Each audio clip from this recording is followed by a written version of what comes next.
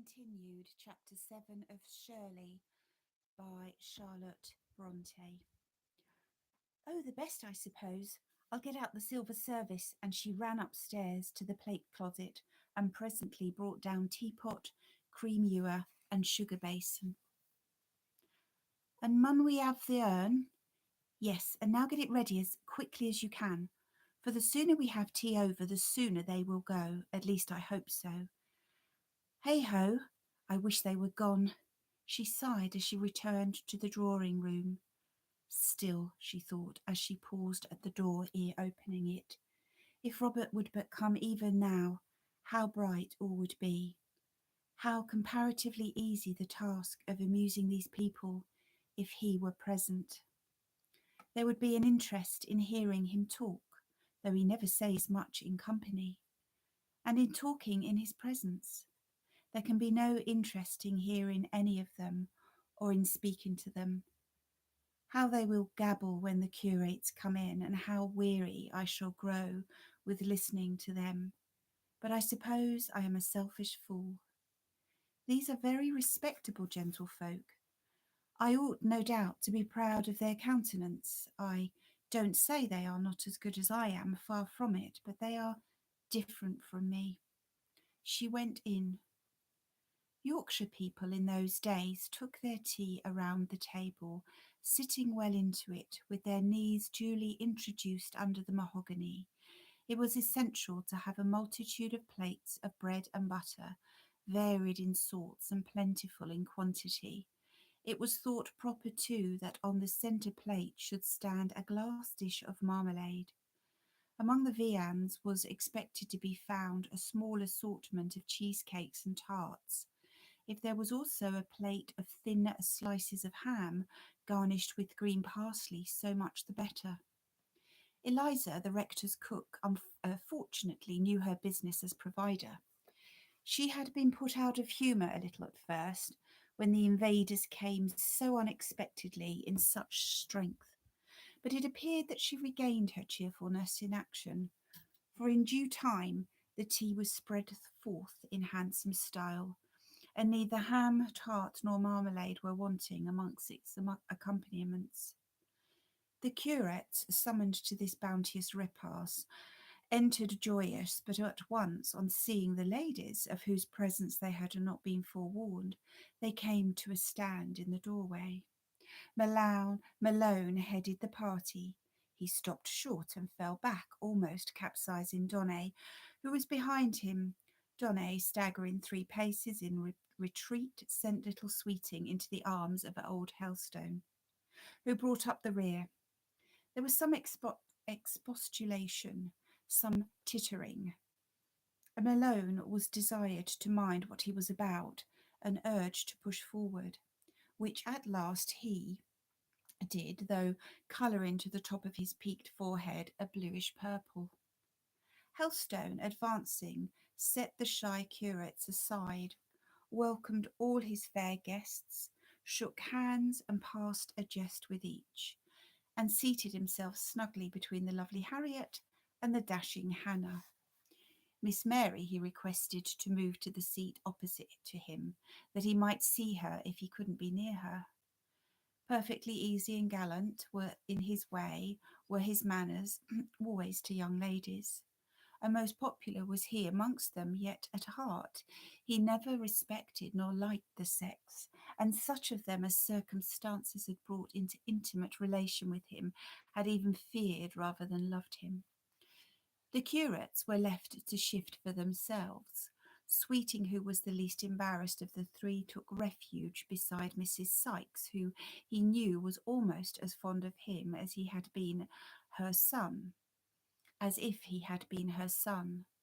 Donnet, after making his general bow with a grace all his own, and saying in a high pragmatical voice, "How do you do, Miss Helstone?"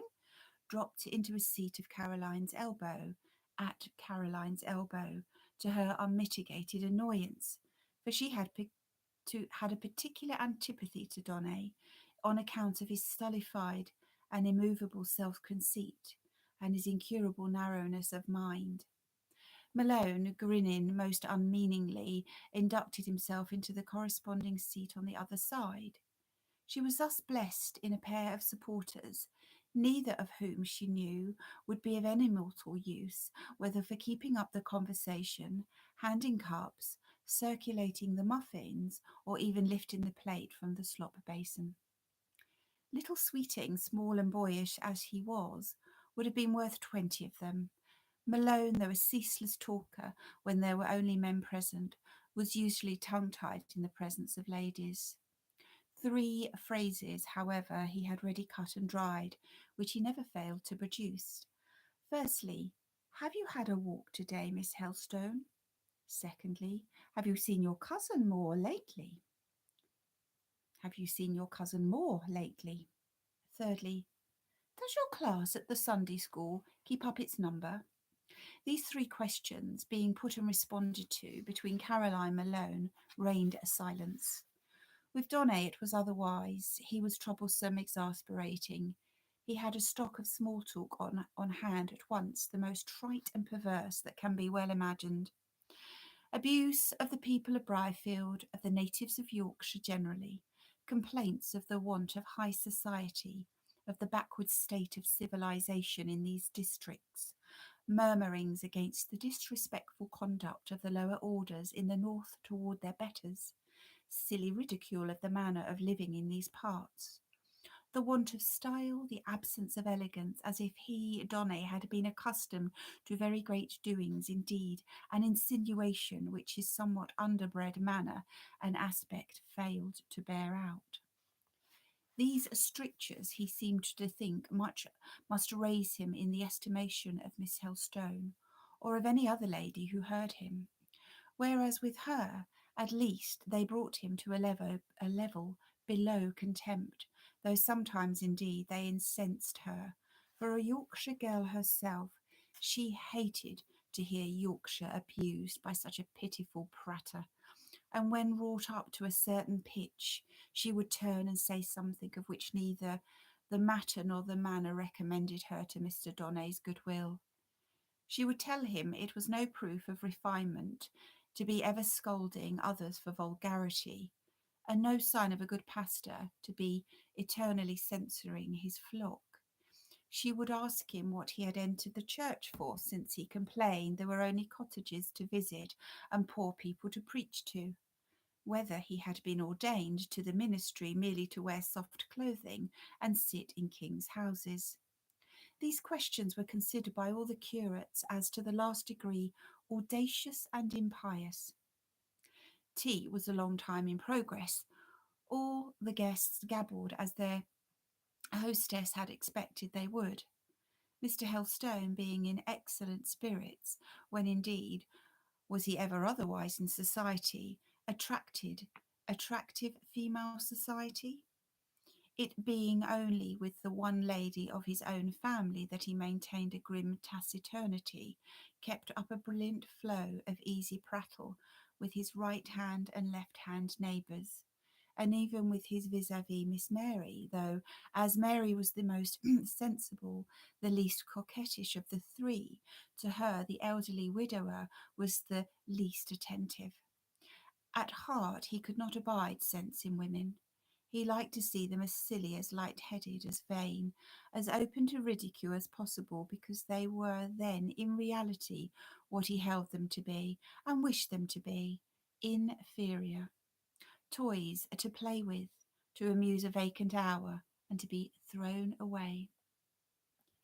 Hannah was his favourite. Harriet, though beautiful, egotistical, and self-satisfied, was not quite weak enough for him. She had some genuine self-respect amidst much false pride, and if she did not talk like an oracle, neither would she babble like one crazy. She would not permit herself to be treated quite as a doll, a child, a plaything. She expected to be bent to like a queen. Hannah, on the contrary, demanded no respect, no flattery, only flattery. If her admirers only told her that she was an angel, she would let them treat her like an idiot. So very credulous and frivolous was she, so very silly did she become, very besieged with attention, flattered and admired to the proper degree, that there were moments when Helstone actually felt tempted to commit matrimony a second time, and to try the experiment of taking her for his second helpmate. But fortunately, the salutary recollection of the ennuis of his first marriage, the impression still left on him of the weight of the millstone he had once worn round his neck, the fixity of his feelings respecting the insufferable evils of conjugal existence, operated as a check to his tenderness, suppressed the sigh heaving his old iron lungs, restrained him from whispering to Hannah proposals it would have been high fun and great satisfaction to her to hear. It is probable she would have married him if he had asked her. Her parents would have quite approved the match. To them, his 55 years, his bent leather heart would have presented no obstacles, and as he was a rector, held an excellent living, occupied a good house, and was supposed even to have private property, though in that world was mistaken. But in that the world was mistaken. Every penny of the £5,000 inherited by him from his father had been devoted to the building and endowing of a new church at his native village in Lancashire. For he could show a lordly munificence when he pleased, and if the end was to his liking, never hesitated about making a grand sacrifice to attain it. Her parents, I say, would have delivered Hannah over to his loving kindness and his tender mercies without one scruple, and the second Mrs. Helstone, inverting the natural order of insect existence, would have fluttered through the honeymoon a bright, admired butterfly, and crawled the rest of her days a sordid, trampled worm. Little Mr. Sweeting, seated between Mrs. Sykes and Miss Mary, both of whom were very kind to him, and having a dish of tarts before him and marmalade and crumpet upon his plate, looked and felt more content than any monarch. He was fond of all the Miss Sykeses, they were all fond of him. He thought of them magnificent girls, quite proper to mate with one of his inches. If he had a cause of regret at this blissful moment, it was that Miss Dora happened to be absent, Dora being the one whom he secretly hoped one day to call Mrs. David Sweeting, with whom he dreamt of taking stately walks, leading her like an empress through the village of Nunneley, and an empress she would have been, if size could make an empress. She was vast, ponderous. Seen from behind, she had the air of a very stout lady of 40, but withal she possessed a good face and no unkindly character. The meal at last drew to a close. It would have been over long ago if Mr. Donnet had not persisted in sitting with his cup half full of cold tea before him. Long after the rest had finished, and after he himself had discussed such allowance of viands as he felt competent to swallow, long indeed after signs of impatience had been manifested all round the board, till chairs were pushed back, till the talk flagged, till silence fell, vainly did Caroline inquire repeatedly if he would have another cup, if he would take a little hot tea, as that must be cold, etc. He would neither drink it nor leave it. He seemed to think that this isolated position of his gave him somehow, a certain importance, that it was dignified and stately to be the last, that it was grand to keep all the others waiting. No long did he linger, so long did he linger that the very urn died. It ceased to hiss at length, however, the old rector himself, who had hitherto been too pleasantly engaged with Hannah to care for the delay, got impatient. "For whom are we waiting?" he asked. "For me, I believe," returned Donnet complacently, appearing to think it much to his credit that a party should thus be kept dependent on his movement. "Tut!" cried Helstone. Then standing up, "Let us return thanks," said he, which he did forthwith, and all quitted the table. Donnet, nothing abashed, still sat 10 minutes quite alone, whereupon Mr. Helstone rang the bell for the things to be removed. The curate at length saw himself forced to empty his cup and to relinquish the role which he thought had given him such a felicitous distinction, drawn upon him such flattering general notice. And now, in the natural course of events, Caroline, knowing how it would be, had opened the piano and produced music books in readiness. Music was asked for. This was Mr. Sweeting's chance for showing off. He was eager to commence. He undertook, therefore, the arduous task of persuading the young ladies to favour the company with an air, a song. Con amour, he went through the whole business of begging, praying, resisting excuses, explaining away difficulties, and at last succeeding in persuading Miss Harriet to allow herself to be led to the instrument. Then out came the pieces of his flute. He always carried them in his pocket as unfailingly as he carried his handkerchief. They were screwed and arranged. Malone and Donne meanwhile heard him together and sneering at him, which the little man, glancing over his shoulder, saw but did not heed at all. He was persuaded their sarcasm all arose from envy. They could not accompany the ladies as he could. He was about to enjoy a triumph over them. The triumph begun. Malone, much chagrined at hearing him pipe up in most superior style, determined to earn distinction too, if possible, and all at once assuming the character of a swain, which character he had endeavoured to enact once or twice before, but in which he had not hitherto met with the success he doubtless opined his merits deserved, approached a sofa in which Miss Helstone was seated, and deposited his great Irish frame near her, tried his hand, or rather tongue, at a fine speech or two, accompanied by grins the most extraordinary and incomprehensible.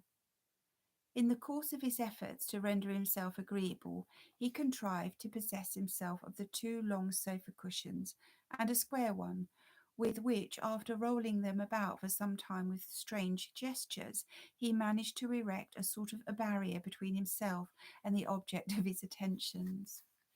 Caroline, quite willing that they should be sundered, soon devised an excuse for stepping over to the opposite side of the room and taking up a position beside Mrs. Sykes, of which good lady she entreated some instruction in a new stitch in ornamental knitting, a favour readily granted, and thus Peter Augustus was thrown out. Very sullenly did his countenance lower when he saw himself abandoned, left entirely to his own resources on a large sofa, with the charge of 3 small cushions on his hands. The fact was, he felt disposed seriously to cultivate acquaintance with Miss Helstone, because he thought, in common with others, that her uncle possessed money, and concluded that, since he had no children, he would probably leave it to his niece. Gerard Moore was better instructed on this point. He had seen the neat church that owed its origin to the rector's zeal and cash, and more than once in his inmost soul had cursed an expensive caprice which crossed his wishes. The evening seemed long to one person in that room. Caroline, at intervals, dropped her knitting on her lap and gave herself up to a sort of brain lethargy, closing her eyes and depressing her head, caused by what seemed to her the unmeaning hum around her, the inharmonious, tasteless rattle of the piano keys, the squeaking and gasping notes of the flute, the laughter and mirth of her uncle and Hannah and Mary, she could not tell whence originating, for she heard nothing comic or gleeful in their discourse, and more than all, by the interminable gossip of Mrs. Sykes, murmured close at her ear, gossip which rang the changes on 4 subjects: her own health and that of the various members of her family, the missionary and Jew baskets and their contents, the late meeting at Nunneley, and one which was expected to come off next week at Winbury. Tired at length to exhaustion, she embraced the opportunity of Mr. Sweeting coming up to speak to Mrs. Sykes to slip quietly out of the apartment and seek a moment's respite in solitude. She repaired to the dining room, where the clear but now low remnant of a fire still burned in the grate. The place was empty and quiet. Glasses and decanters were cleared from the table. The chairs were put back in their places. All was orderly. Caroline sank into her uncle's large easy chair, half shut her eyes, and rested herself. Rested at least her limits, her senses, her hearing, her vision, weary with listening to nothing and gazing on vacancy. As to her mind that flew directly to the hollow, it stood on the threshold of the parlour there, then it passed to the counting house, and wondered which spot was blessed by the presence of Robert. It so happened that neither locality had that honour, for Robert was half a mile away from both, and much nearer to Caroline than her deadened spirit suspected. He was at this moment crossing the churchyard, approaching the rectory garden gate, not, however, coming to see his cousin, but intent solely on communicating a brief piece of intelligence to the rector. Yes, Caroline, you hear the wire of the bell vibrate. It rings again for the 5th time this afternoon. You start, and you are certain now that this must be he of whom you dream. Why you are so certain you cannot explain to yourself, but you know it. You lean forward, listening eagerly as Fanny opens the door. Right, that is the voice, low with the slight foreign accent, but so sweet as you fancy. You half rise. Fanny will tell him Mr. Helstone is with company, and then he will go away. Oh, she cannot let him go. In spite of herself, in spite of her reason, she walks half across the room. She stands ready to dart out in case the step should retreat.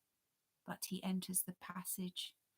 Since your master is engaged, he says, just show me into the dining room. Bring me pen and ink. I will write a short note and leave it for him.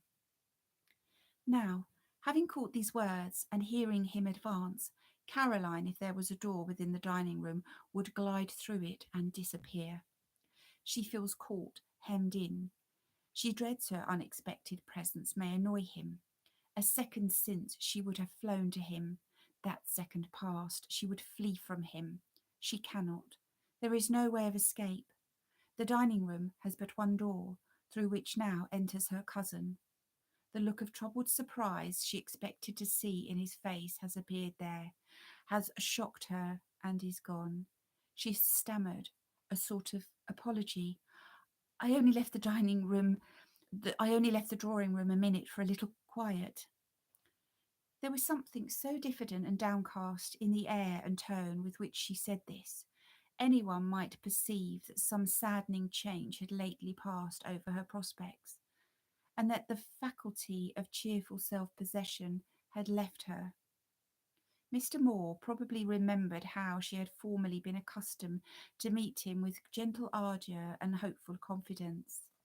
He must have seen how the cheek of this morning had operated, how the check of this morning had operated. Here was an opportunity for carrying out his new system with effect if he chose to improve it. Perhaps he found it easier to practice that system in broad daylight, in his milliard amidst busy occupation, than in a quiet parlour disengaged at the hour of eventide. Fanny lit the candles which before had stood unlit on the table, brought writing materials, and left the room. Caroline was about to follow her. Moore, to act consistently, should have let her go, whereas he stood in the doorway and, holding out his hand, gently kept her back. He did not ask her to stay, but he would not let her go. Shall I tell my uncle you are here? Asked she, still in the same subdued voice. No, I can say to you all I had to say to him. You will be my messenger. Yes, Robert. Then you may just inform him that I have got a clue to the identity of one at least of the men who broke my frames, that he belongs to the same gang who attacked Sykes and Pearson's dressing shop, and that I hope to have him in custody tomorrow. You can remember that? Oh, yes. These two monosyllables were uttered in a sadder tone than ever, and as she said them, she shook her head slightly and sighed. Will you prosecute him? Doubtless. No, Robert. And why no, Caroline? Because it will set all the neighbourhood against you more than ever. That is no reason why I should not do my duty and defend my property. This fellow is a great scoundrel and ought to be incapacitated from perpetrating further mischief. But his accomplices will take revenge on you. You do not know how the people of this country bear malice.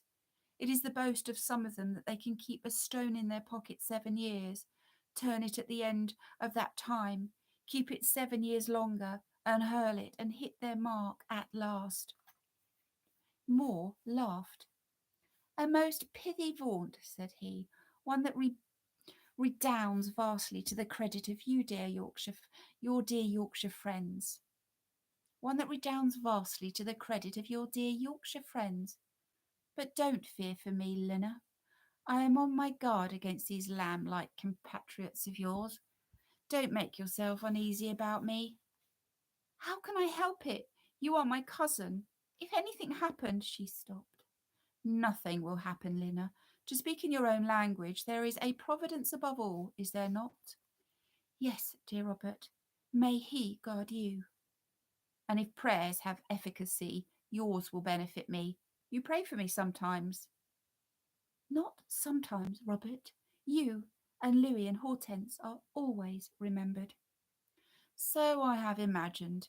It has occurred to me when, weary and vexed, I have myself gone to bed like a heathen, that another had asked forgiveness for my day and safety for my night. I don't suppose such vicarial piety will avail much, but the petitions come out of a sincere breast from innocent lips. They should be acceptable as Abel's offering, and doubtless would be if the object deserved them. Annihilate that doubt. It is groundless. When a man has been brought up only to make money and lives to make it, and for nothing else, and scarcely breathes any other air than that of mills and markets, it seems odd to utter his name in a prayer or mix his idea with anything divine. And very strange it seems that a good pure heart should take him in and harbour him as if he had any claim to that sort of nest.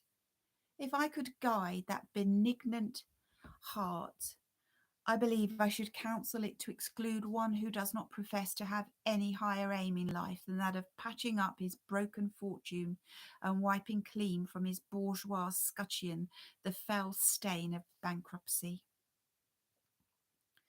The hint, though conveyed thus tenderly and modestly, as Caroline thought, was felt keenly and comprehended clearly. Indeed, I only think, or I will only think, of you as my cousin, was the quick answer. I am beginning to understand things better than I did, Robert, when you first came to England. Better than I did a day ago. I know it is your duty to try to get on, and that it won't do for you to be romantic, but in future you must not misunderstand me if I seem friendly. You misunderstood me this morning, did you not? What made you think so? Your look, your manner. But look at me now. Oh, you are different now. At present I dare speak to you. Yet I am the same, except that I have left the tradesman behind me in the hollow. Your kinsman alone stands before you. My cousin Robert, not Mr. Moore. Not a bit of Mr. Moore, Caroline. Here the company was heard rising in the other room. The door was opened. The pony carriage was ordered. Shawls and bonnets were demanded. Mr. Helstone called for his niece. I must go, Robert. Yes, you must go, or they will come in and find us here, and I, rather than meet all that host in the passage, will take my departure through the window. Luckily it opens like a door. 1 minute only. Put down the candle an instant. Good night. I kiss you because we are cousins, and being cousins, 1, 2, 3 kisses are allowed. Caroline, good night.